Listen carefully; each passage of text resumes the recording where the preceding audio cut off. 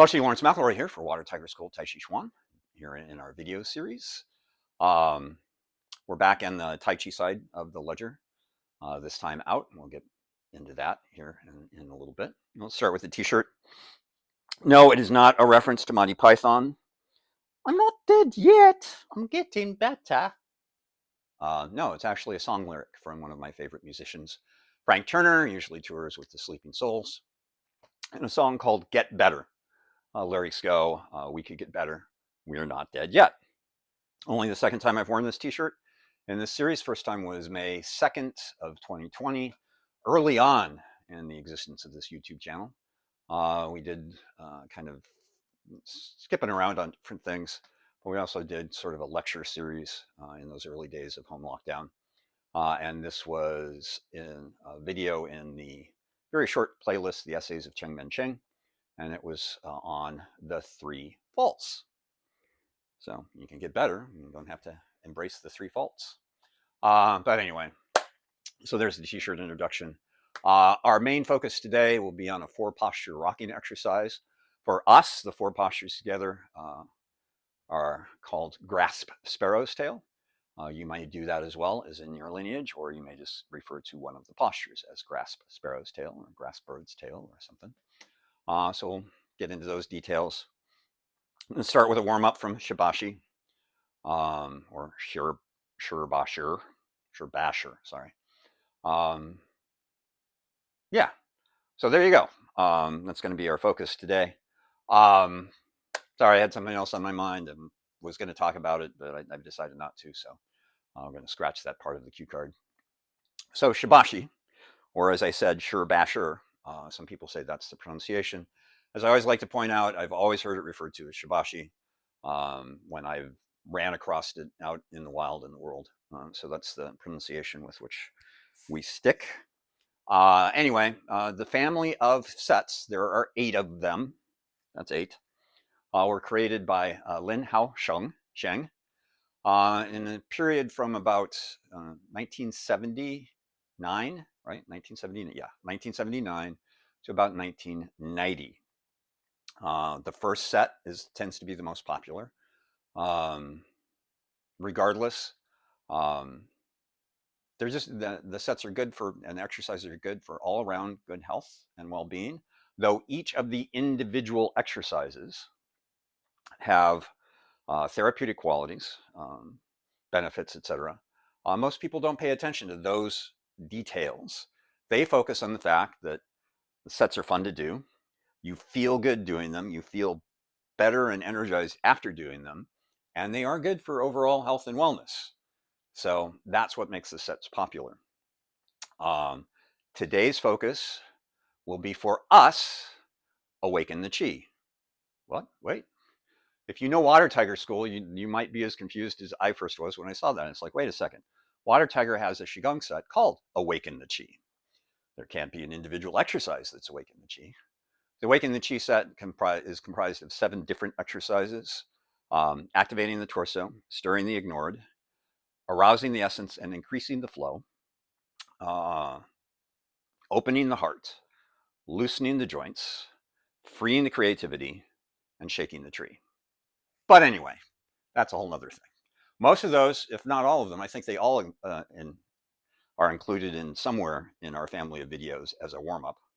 I don't think we left any of those out. But anyway, this particular exercise is known as Awakening the Qi, known as Awaken Qi and Regulate Breathing, also known as Lift Hands, also known as Commencing Form, also known as Draw Energy from the Earth. So it's the first exercise. That might have been a hint when I said Commencing Form. I will give you the list of the benefits. As always, I'm going to read them. So the benefits: strengthens and improves circulation related to the heart and liver and balances blood pressure. I'll give you a hint. The balancing blood pressure thing is like almost through the entire set. The flowing movement of shoulders, elbows, wrists, fingers, and knees activate qi flow throughout the meridian network.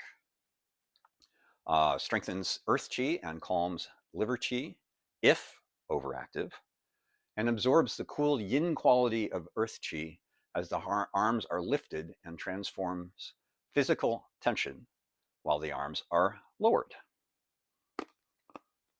That's the breakdown. Not a lot going on here. It looks a little bit like, an opening or closing movement.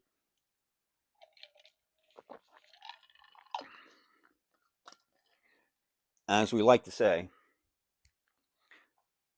in our Shibashi series, they all seem to have a little something that has a little oompa loompa to it. If you don't know what that is, Google it. A little sink and a little rise. So that's what the lower body does, and that gives you an idea of what was meant with stimulating the qi through the meridians with the knees moving. And that's the lower body. I'm going to suggest a breath pattern. As you know from the names, as you know from any other video, that everybody does this stuff differently. They'll have different names. They'll have different breath patterns. They'll have some different instructions for the various exercises. But for Awaken the Qi, I'm going to start with an exhale and sink down. And I'm going to inhale. The arms are up, out, away from the body. And then exhale down. Give you a profile. Inhale, rising up out of the knees. Exhale, sinking down to the lower body. Not too deep. It's kind of subtle, kind of supple. Inhale. Exhale. Like most of what we do when we do warm-ups, or even in our 8-piece of brocade series on the Qigong side of the ledger, we just kind of bring these exercises in the order that, hey, what do you want to do this time? As opposed to following the pattern of the set. That's just the way we do things here at Water Tiger School. Inhale, up. Exhale, down. Of course, nice, soft, quiet breaths. Those 6 qualities. 6, right? Slow, long, deep, fine, even, and tranquil. Not counting reps, just going for a little while.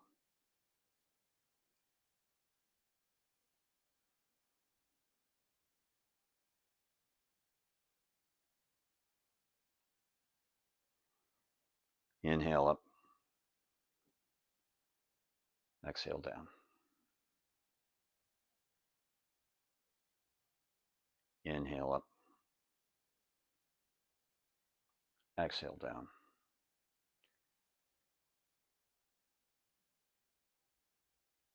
Inhale up. I'm thinking about 3 more after this. Exhale down.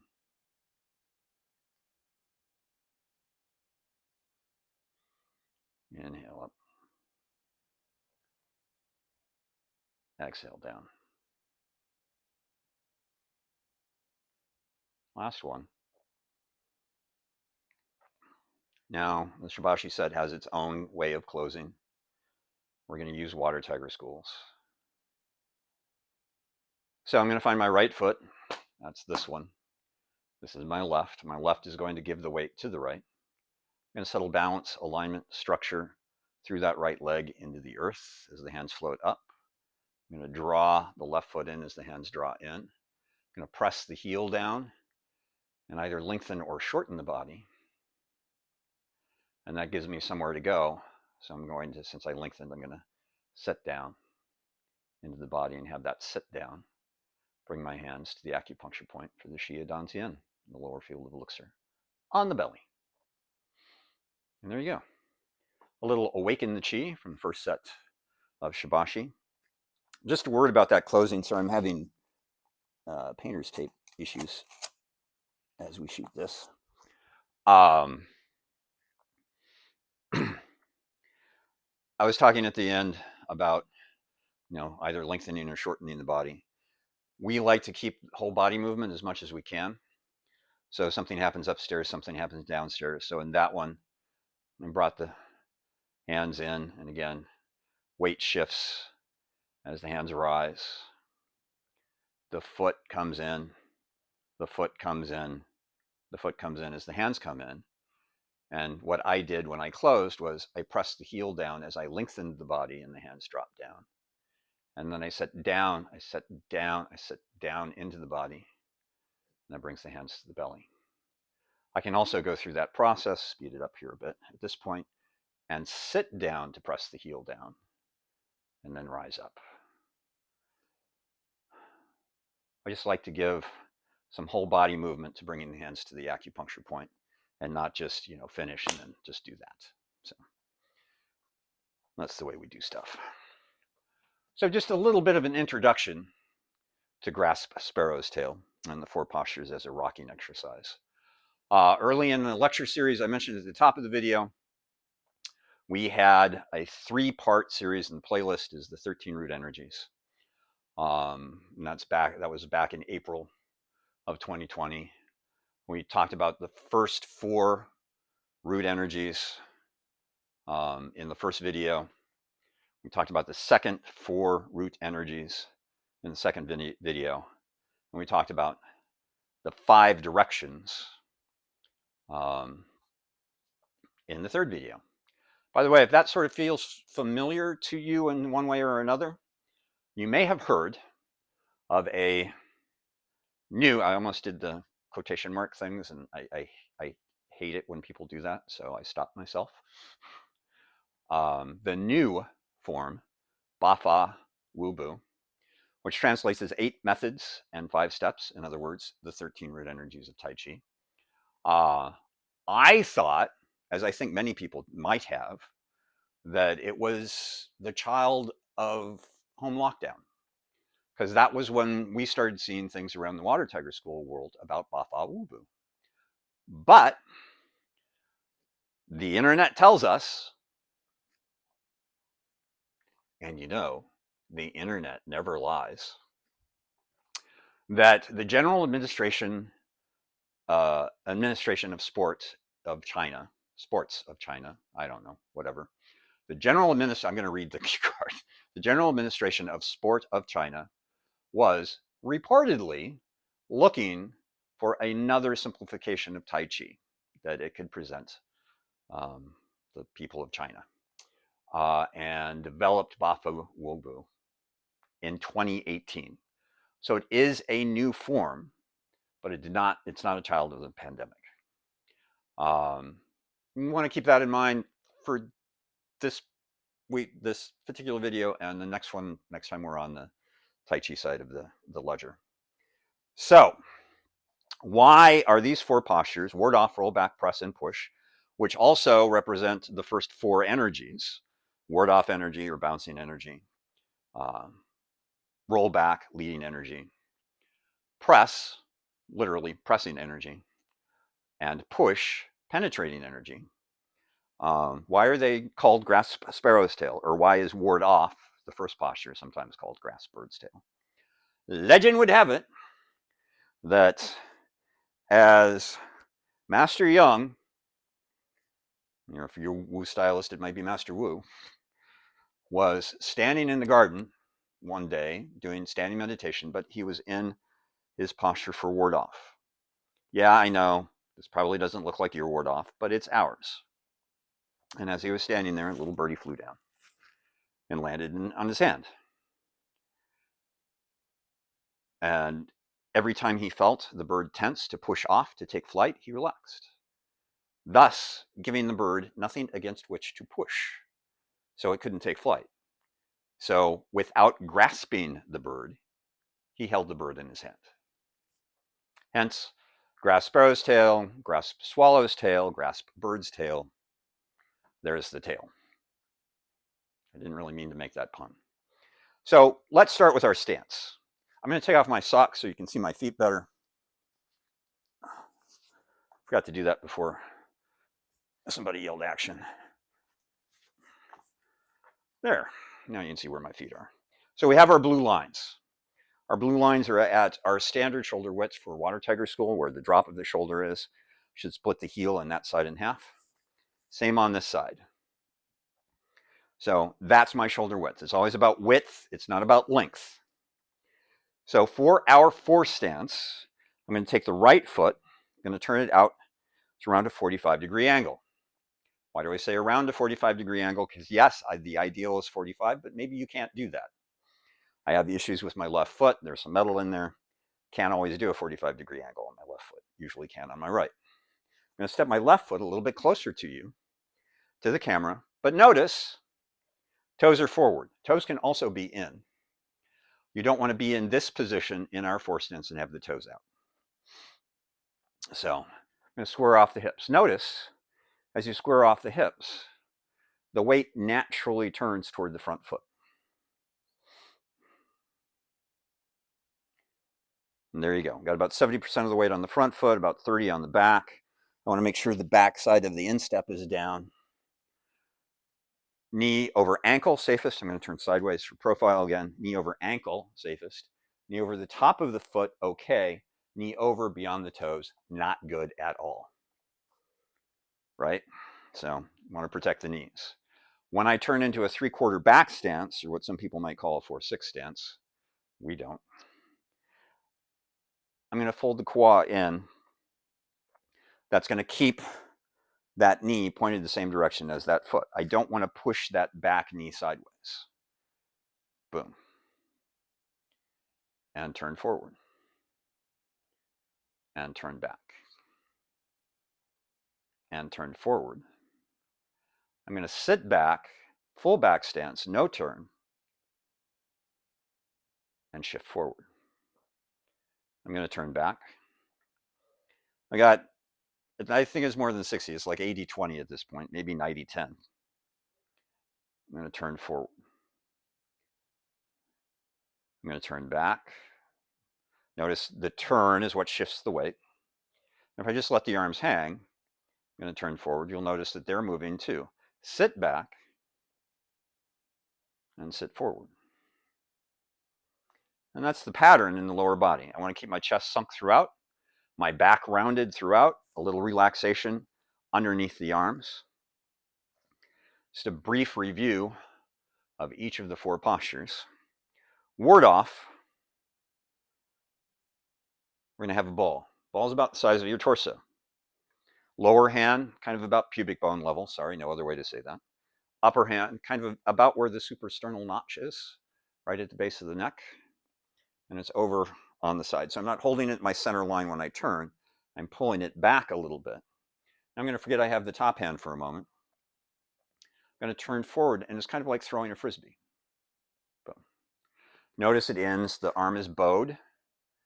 The palm turned up, but slightly in. It's not elbow down, right? That destroys the structure. This is an unbendable arm. I'm just going to turn back again and throw the frisbee. Funny story about that. Probably told it elsewhere on this channel. I had a person in a public class who was a snowbird, went to Florida for the winter. She came home one year. She said, I just want to tell you, because I've always referred to that as throwing a frisbee. The other hand, by the way, is an underhand pitch. So the hand at the top of the ball is going to drop down and back and swing around and in with the fingertips in the crook of the elbow. You need to quit watching the monitor and look at you guys. Well, look at the camera. You can't really see you guys. Turn. Boom. That's the hand of the top ball. So one hand throws the frisbee. The other hand is an underhand pitch. Go back to form the ball. One hand throws the frisbee. The other hand throws the underhand pitch.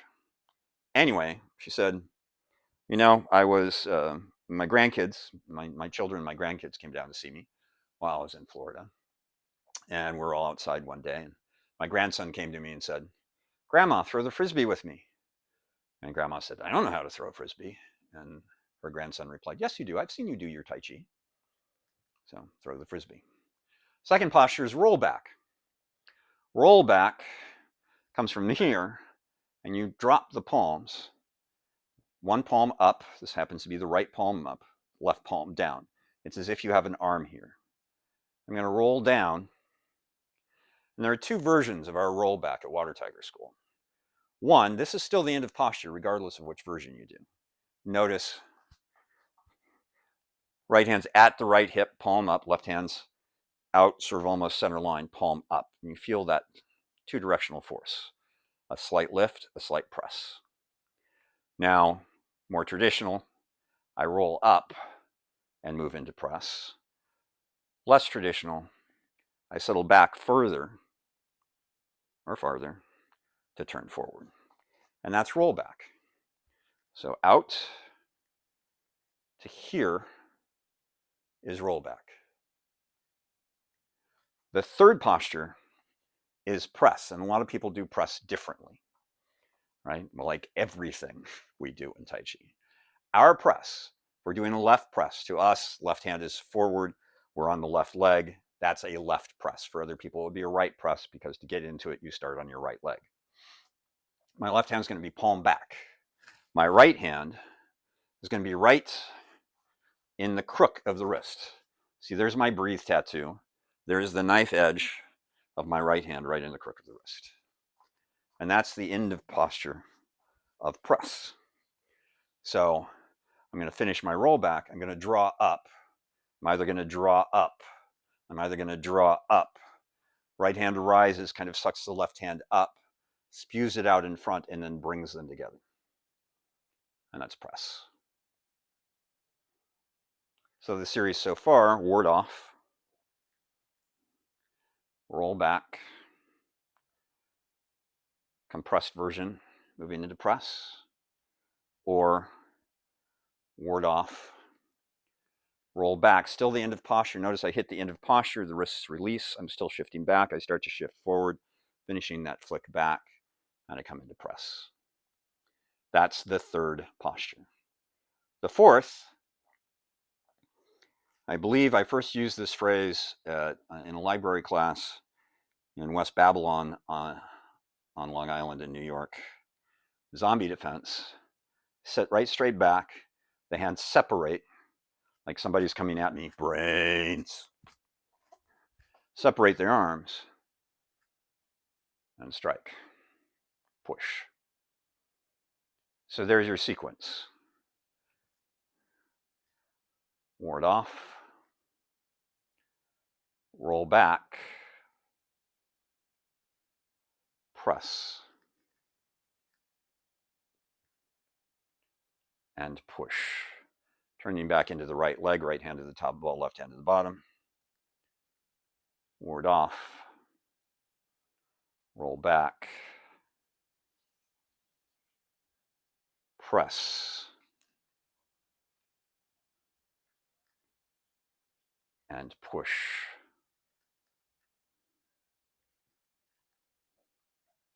Ward off. Roll back. Press. And push. We'll do one more, but I'm going to do the long version of the transition between roll back and press. Ward off. Roll back. Still have more to give into the right leg. Then I start shifting forward, and that's what finishes that swing back. I'm already turning forward as I finish that. Swing back and push. And a little casual close. So even though it's a casual close, I'm still going to find a way to get upper body and lower body connected. There you go. That's one side. I'm going to get a sip of warm tea, balance my hot tea. That's not really hot tea. And we'll set up the other side. So again, just FYI, for us, this is a left four stance because that's where we end up. Other people would call it a right four stance because to get into it, you start on the right side. Boom. So I understand that. Makes perfect sense. I like my way better. I feel both are well justified.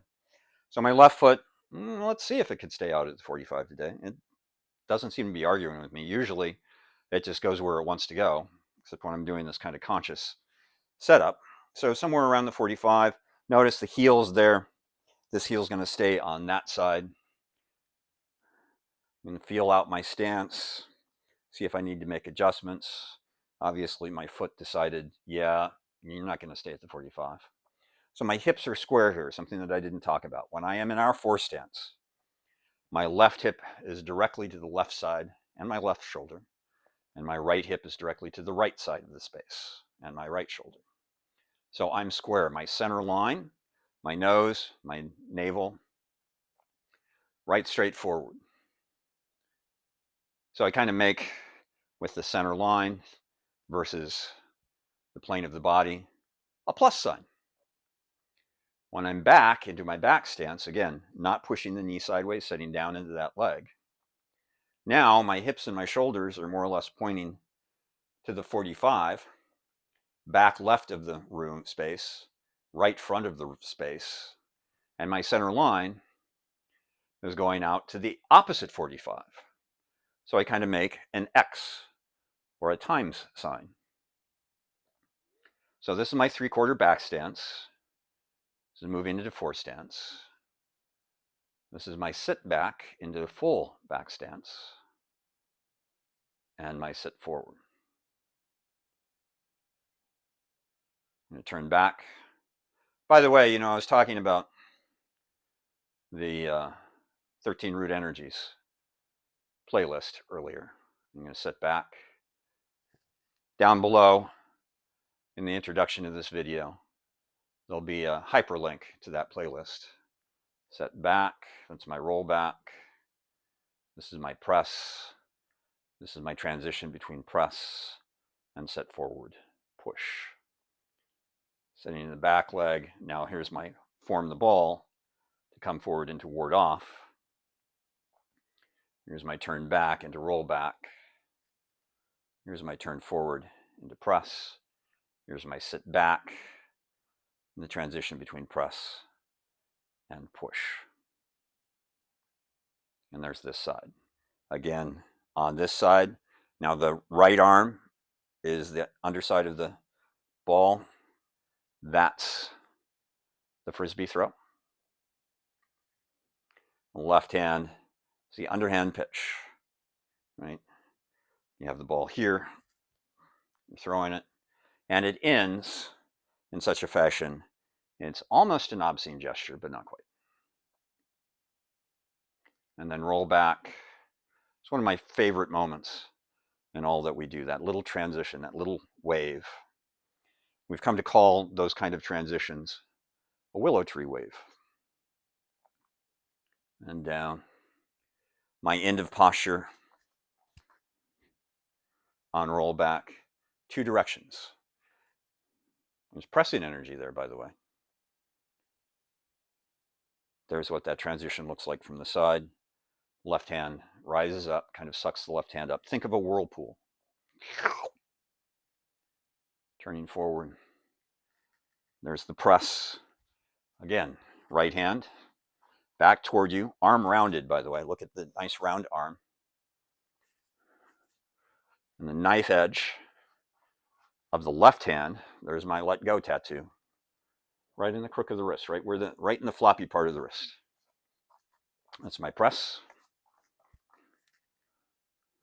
Sit back, full back stance, zombie defense, separating that zombie's arms and hitting them before they bite you.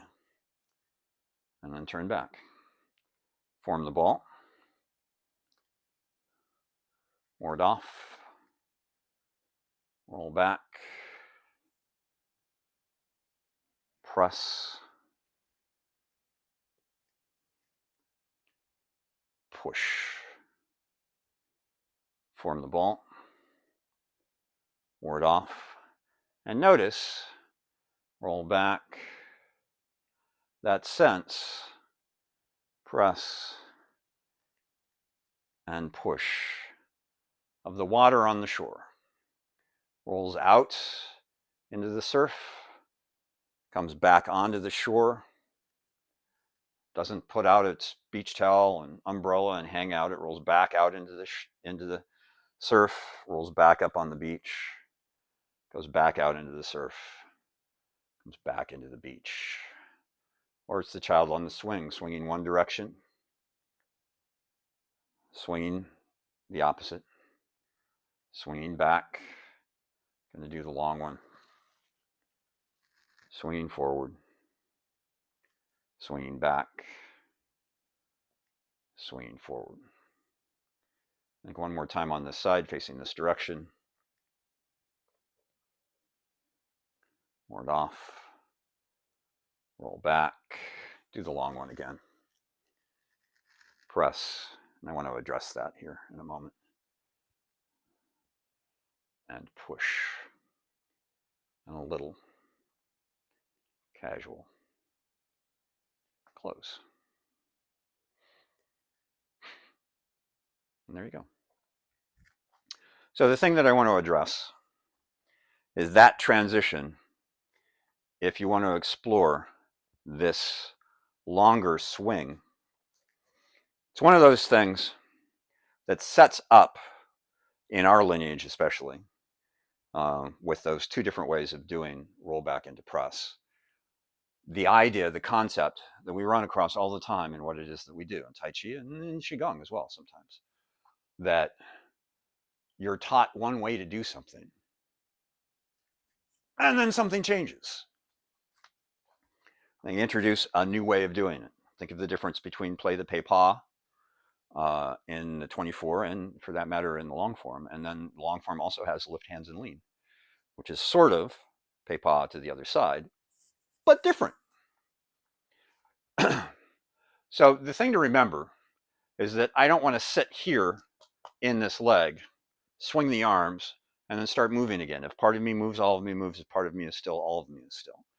So you want to make sure that at this point you still have a little bit of weight. Now I'm as far back as I can on that leg, so I start to turn forward and notice I haven't finished my swing yet. So like a child on the swing, they're swinging one direction. Part of them continues to move in that direction while the other part of them moves in the opposite direction. And then they swing the other way, and it's the same here. Part of them starts to move the opposite direction as part of them also continues to move that direction. That's that theory, the child on the swing. I'm bouncing, turning forward, and that finishes that snap, boom, into the transition into press. So I didn't mark where I need to be. Let me take a look. Okay. So set up, we're just going to do 3 rounds on each side. So here's my 4 stance. Right heel, right blue line, left heel, left blue line. I'm going to turn into that foot. I'm going to form my ball. Here's ward off, facing away from you. Here's roll back. I'm going to do the bookend. I'm going to do the first and the last with the more compressed version of roll back into press. And there's push. And in the second one, I'm going to do the long transition between roll back and press. Still sinking weight, now turning forward to finish that swing. Press. And push. Something else I haven't talked about. Ward off. I mean, even here, if you wanted to, you could bring the ball of the foot with you. Probably not necessary there, but for some people, it may be necessary to raise the ball of the foot as you sit back into the transition into push. And there's 3 on that side facing away from you, just so you have that angle. Let's see what I look like from behind. I'm going to reset. Check. I usually have a little marker off to the side with where the bottom of the screenshot is. We did not do that today. So right 4 stance, because the right foot is the one that's forward. Left hand's the top of the ball, right hand's the bottom. Lao Gong points are pretty much in alignment here, by the way. The ball's very real. It has substance without weight. Turn forward, throwing the frisbee. There's the underhand pitch, ward off. Roll back. Left hand draws up, draws that right hand. Press. 2 directional, I'll also give you a modification of press here. And push. Should have done this earlier, so I apologize. It's coming in at the end of the video. Here's the long one. Ward off. Roll back. Still sinking, now bouncing forward. Press. Sit back. Push. One more time. Forming the ball. Ward off. Roll back, back to the compressed version. Not in too close, not out too far. I want to keep my chest sunk, my back rounded, and the space, a little bit of space underneath the arms. And push, and a little casual closing. Ooh, that was ugly.